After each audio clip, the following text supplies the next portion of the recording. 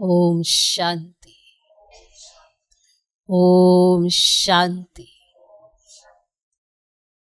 आज की तारीख है 12 फरवरी 2026। साकार महावाक्य। बाबा कहते मीठे बच्चे, ये कयामत का समय है। रावण ने सबको कब्र दाखिल कर दिया है। बाप आए हैं अमृत वर्षा कर साथ ले जाने।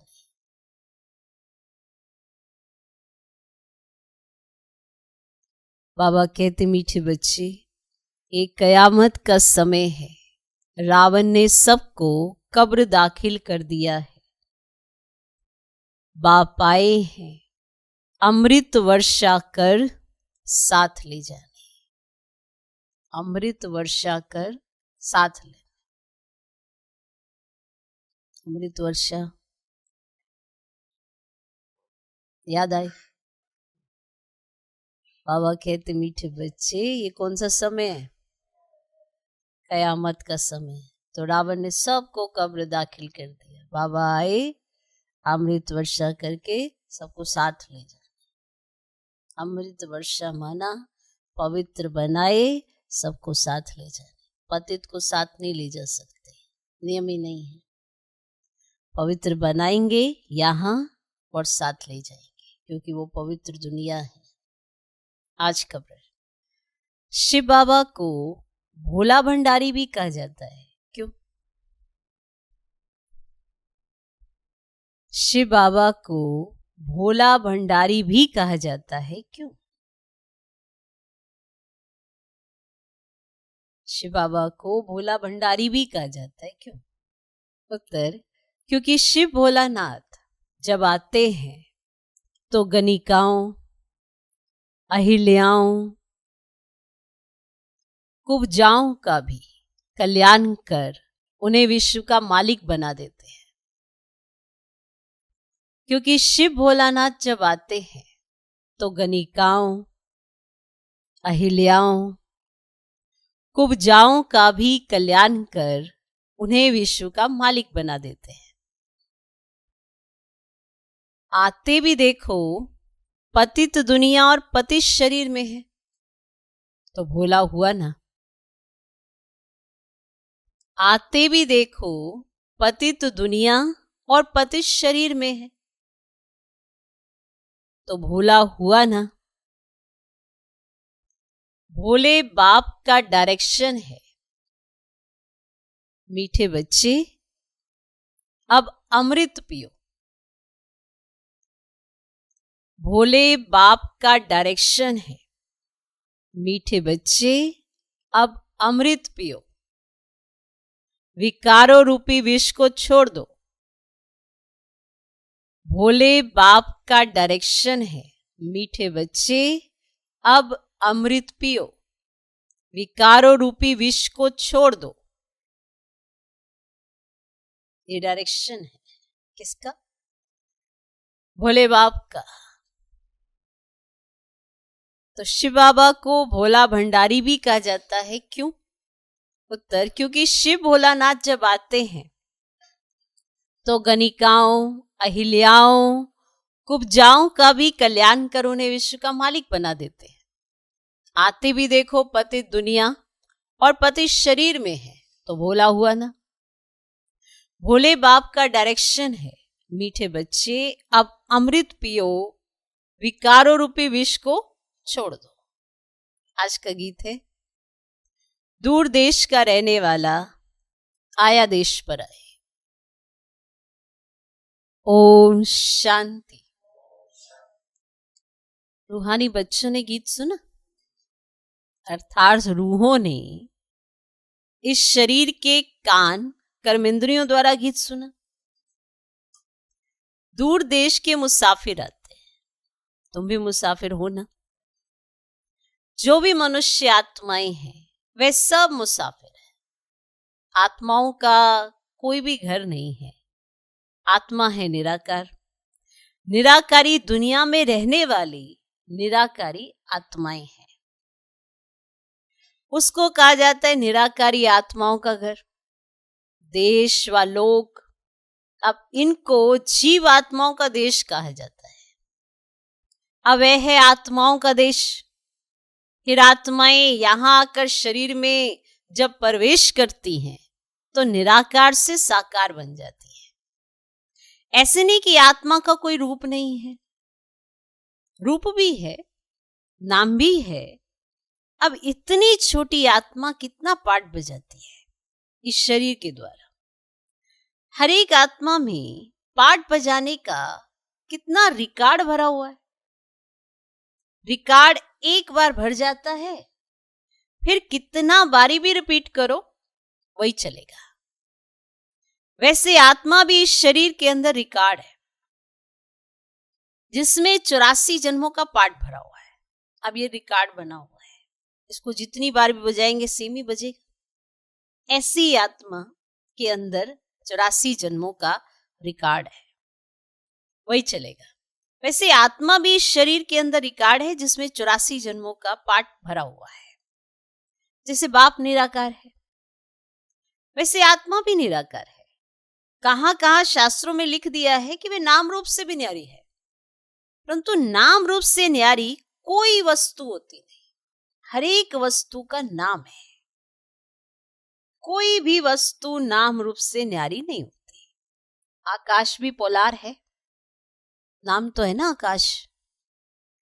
बिगर नाम कोई चीज होती नहीं। मनुष्य कहते हैं परम पिता परमात्मा। अब दूर देश में तो सब आत्माएं रहती हैं, ये साकार देश है। इसमें भी दो का राज्य चलता है, राम राज्य और रावण राज्य। आधा कल्प है राम राज्य और आधा कल्प है रावण राज्य। बाप कभी बच्चों के लिए दुख का राज्य थोड़ी बनाएंगे। कहते हैं ईश्वर ही दुख सुख देते हैं। बाप समझाते हैं मैं कभी बच्चों को दुख नहीं देता हूं। आप देते हो क्या अपने बच्चों को दुख? आप देते हो जानबूझ के बच्चों को दुख? तो वो तो फिर पारलौकिक माता पिता है, वो कभी अपने बच्चों को दुख नहीं देता है। मेरा नाम ही है दुख हरता सुख करता। ये मनुष्यों की भूल है। ईश्वर कभी दुख नहीं देंगे। इस समय है ही दुख धाम।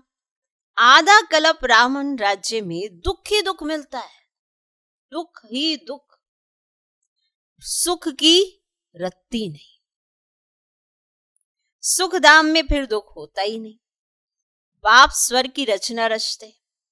अभी तुम हो संगम पर, इसको नई दुनिया तो कोई भी नहीं कहेंगे। नई दुनिया का नाम ही है सतयुग, और वही फिर पुरानी होती है तो उनको कलयुग कहा जाता है। और नई चीज अच्छी और पुरानी चीज खराब दिखाई देती है तो पुरानी चीज को खलास किया जाता है। मनुष्य विष को ही सुख समझते हैं। अब गाया भी जाता है अमृत छोड़ विष काहे को खाए, फिर कहते तेरे भाने सर्व का भला। आप जो आकर करेंगे उससे भला ही होगा।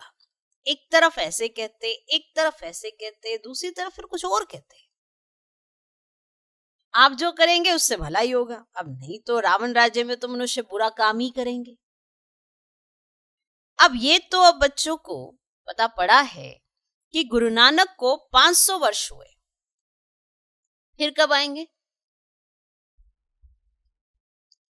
तो कहेंगे उनकी आत्मा तो ज्योति ज्योत समा गई, आएंगे फिर कैसे?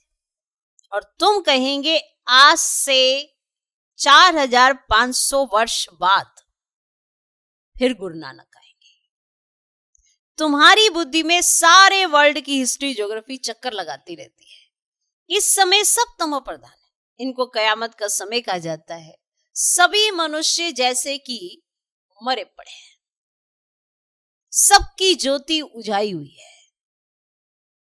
बाप आते हैं सबको जगाने। बच्चे जो काम चिता पर बैठ भस्म हो गए हैं, उन्हों को अमृत वर्षा से जगाए साथ ले जाएंगे। माया रावण ने काम चिता पर बिठाए कब्र दाखिल कर दिया, सभी सो गए हैं। अब बाप ज्ञान अमृत पिलाते हैं। अब ज्ञान अमृत कहाँ और वह पानी कहाँ। सिख लोगों का बड़ा दिन होता है ना, तो बड़े धूमधाम से तालाब को साफ करते हैं, मिट्टी निकालते हैं, इसीलिए नाम ही रखा है अमृतसर, अमृत का तालाब। गुरु नानक ने भी बाप की महिमा की है, खुद कहते एक ओंकार सत्य नाम, वे सदैव सच बोलने वाला है। सत्यनारायण की कथा है ना, मनुष्य भक्ति मार्ग में कितनी कथाएं सुनते आए हैं, अमर कथा, तिजरी की कथा। अब कहते शंकर ने पार्वती को कथा सुनाई। अब वह तो सूक्ष्मतन में रहने वाले, वहां फिर कथा कौन सी सुनाई। ये सब बातें बाप बैठ समझाते हैं कि वास्तव में तुमको अमर कथा सुनाए अमर लोक में ले जाने में आया हूं, मृत्यु लोक से अमर लोक में ले जाता हूं। बाकी सूक्ष्म वतन में पार्वती ने क्या दोष किया जो उनको अमर कथा सुनाएंगे। शास्त्रों में तो अनेक कथाएं लिख दी हैं, सत्यनारायण की सच्ची कथा तो है ही नहीं। तुमने कितनी सत्यनारायण की कथाएं सुने होंगी, तुमने खुद ने भी सुनी होंगी कितनी सत्यनारायण की कथाएं। फिर सत्यनारायण कोई बनते हैं क्या, और ही गिरते जाते हैं। अभी तुम समझते हो नर से नारायण, नारी से लक्ष्मी बनते हैं। अब ये है अमरलोक में जाने के लिए सच्ची सत्यनारायण की कथा, तिजरी की कथा। तुम आत्माओं को ज्ञान का तीसरा नेत्र मिलता है तो बाप समझाते तुम ही गुलगुल पूज्य बने थे, फिर 84 जन्मों के बाद तुम ही पुजारी बने हो। इसीलिए गाया हुआ है कि आप ही पूज्य, आप ही पुजारी। तो सतयुग में पूज्य पावन मनुष्य, इस समय है पुजारी पतित मनुष्य। साधु संत गाते रहते हैं पतित पावन सीताराम, पतित पावन सीताराम। अब ये अक्षर है राइट, सब सीताएं ब्राइड्स हैं।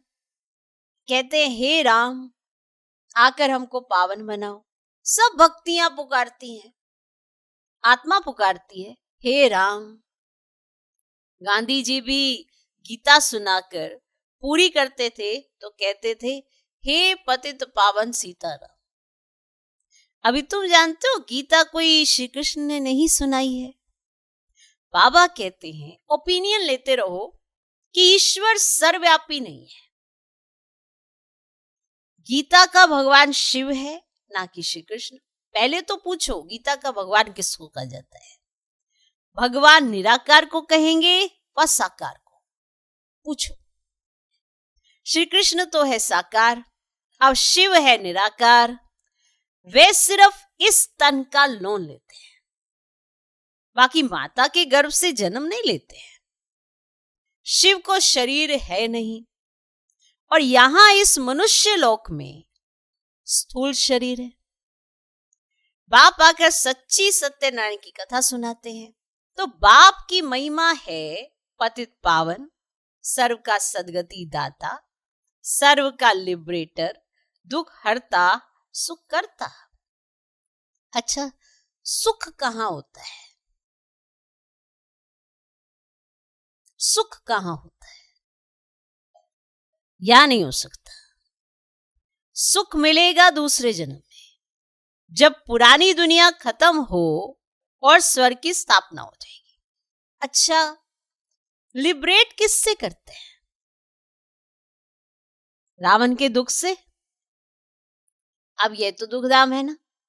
अच्छा, फिर गाइड भी बनते हैं। ये शरीर तो यहां खत्म हो जाते हैं, बाकी आत्माओं को ले जाते हैं।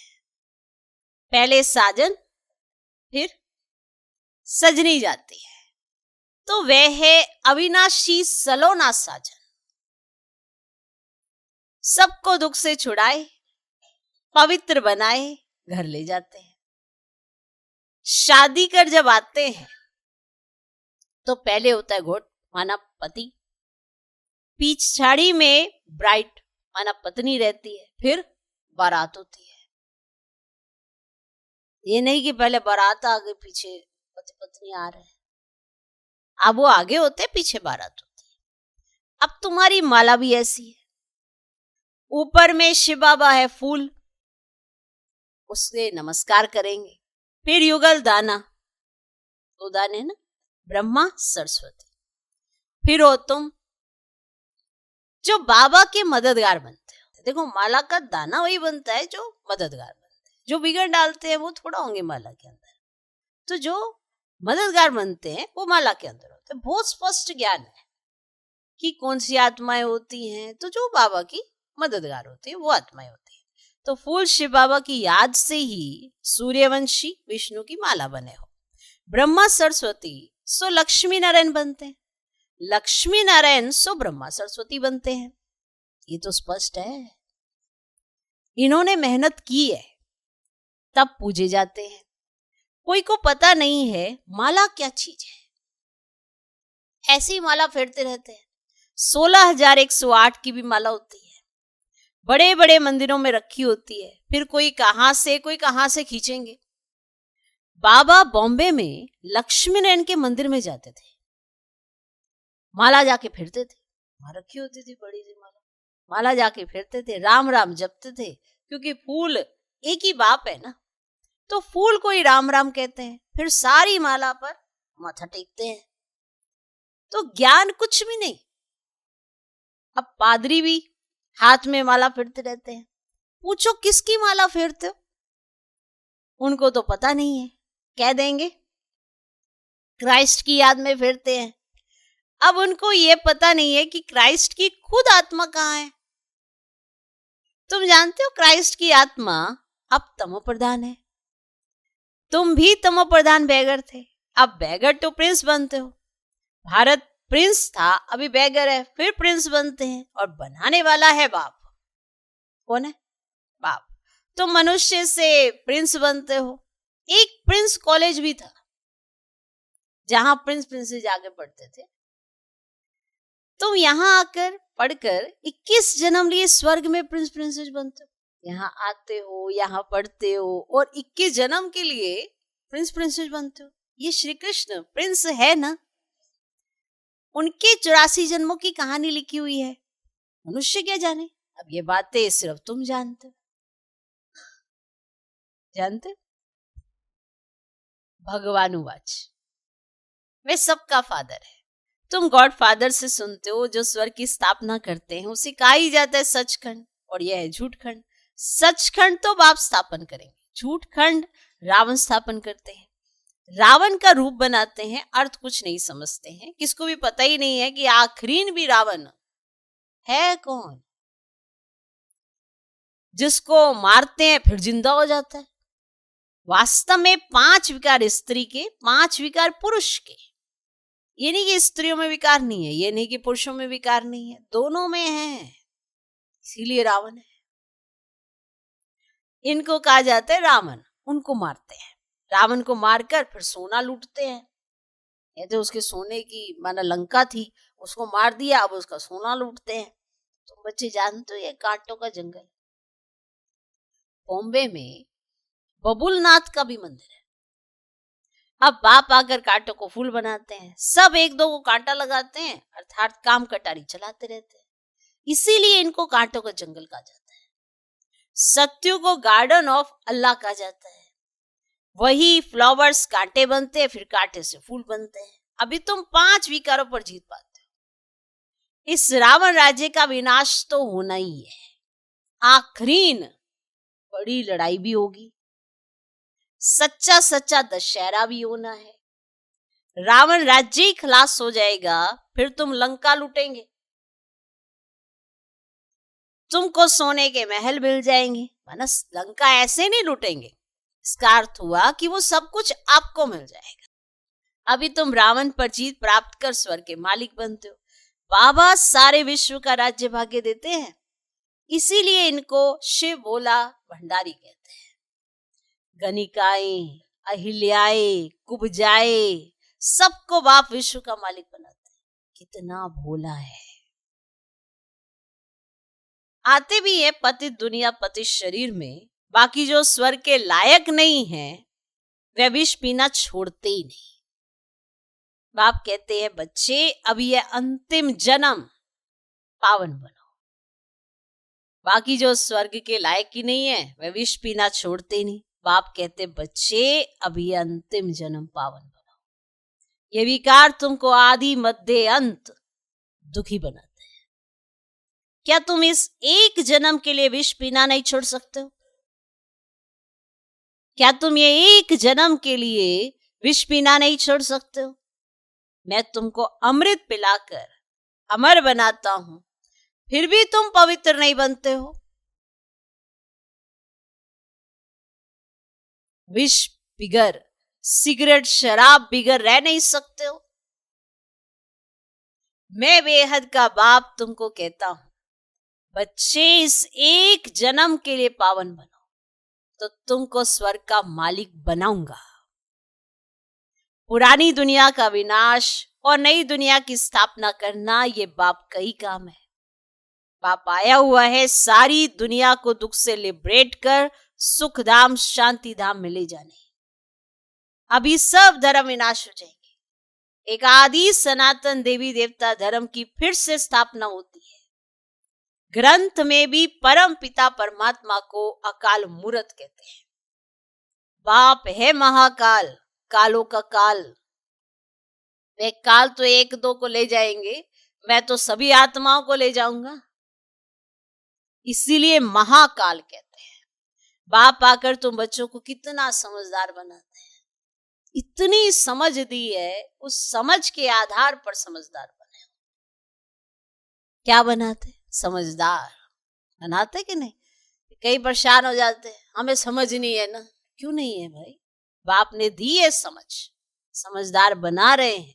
बाप का कहना मानोगे तो समझदार बनोगे, जब कहना ही नहीं मानोगे तो कैसे समझदार बनोगे? फिर तो कलयुगी समझ से ही चलोगे।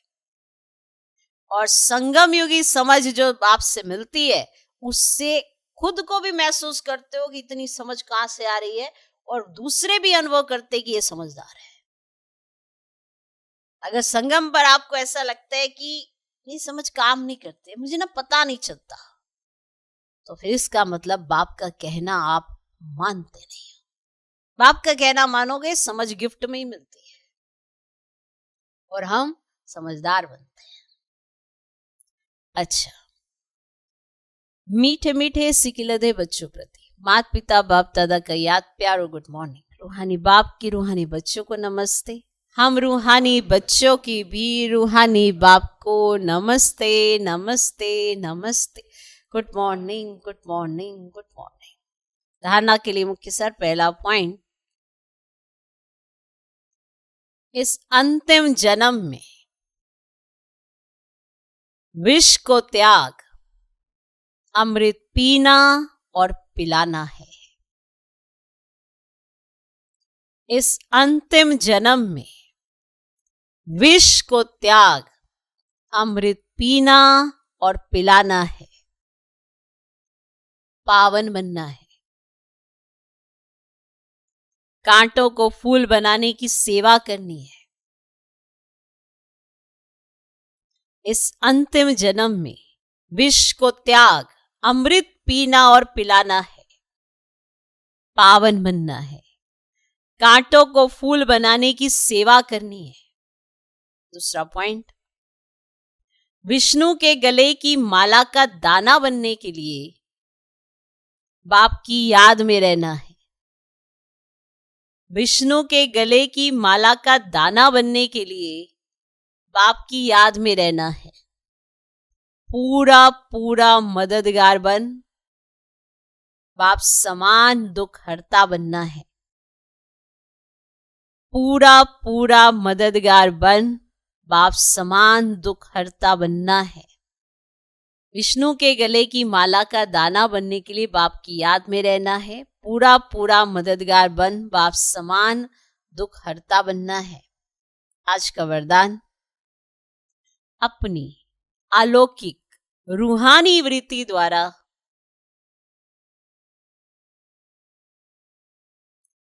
अपनी अलौकिक रूहानी वृत्ति द्वारा सर्व आत्माओं पर अपना प्रभाव डालने वाले मास्टर ज्ञान सूर्य भव। अपनी अलौकिक रूहानी वृत्ति द्वारा सर्वात्माओं पर अपना प्रभाव डालने वाले मास्टर ज्ञान सूर्य भव। जैसे कोई आकर्षण करने वाली चीज आसपास वालों को अपनी तरफ आकर्षित करती है, सभी का अटेंशन जाता है, वैसे जब आपकी वृत्ति अलौकिक रूहानियत वाली होगी तो आपका प्रभाव अनेक आत्माओं पर स्वतः पड़ेगा। जब आपकी वृत्ति अलौकिक रूहानियत वाली होगी तो आपका प्रभाव अनेक आत्माओं पर स्वतः पड़ेगा। अलौकिक वृत्ति अर्थात न्यारे और प्यारेपन की स्थिति से कहते हैं अलौकिक वृत्ति। न्यारे और प्यारेपन की स्थिति स्वतः अनेक आत्माओं को आकर्षित करती है। ऐसी अलौकिक शक्तिशाली आत्माएं मास्टर ज्ञान सूर्य बन अपना प्रकाश चारों ओर फैलाती है। ऐसी अलौकिक शक्तिशाली आत्माएं मास्टर ज्ञान सूर्य बन अपना प्रकाश चारों ओर फैलाती है। आज का स्लोगन, सदा स्वमान की सीट पर स्थित रहो तो सर्व शक्तियां आपका ऑर्डर मानती रहेंगी। सदा स्वमान की सीट पर स्थित रहो तो सर्व शक्तियां आपका ऑर्डर मानती रहेंगी। ये अव्यक्त इशारे एकता और विश्वास की विशेषता द्वारा सफलता संपन्न बनो। ज्ञानी बनने के साथ साथ स्नेही बनो। स्व की सेवा विश्व सेवा का आधार है। सेवा में सिर्फ 2 शब्द याद रखना, एक निमित्त हूं, दूसरा निर्माण बनना ही है। एक निमित्त हूं और दूसरा निर्माण बनना ही है। इससे एकता का वातावरण बनेगा, एक दो के सहयोगी बनेंगे। तेरे मेरे की, मान शान की, टकराव की भावनाएं समाप्त हो जाएंगी। तेरे मेरे की, मान शान की, टकराव की भावनाएं समाप्त हो जाएंगी। ओके? कब? जब सेवा में 2 शब्द याद रखोगे, एक निमित्त, एक निर्माण। ओम शांति।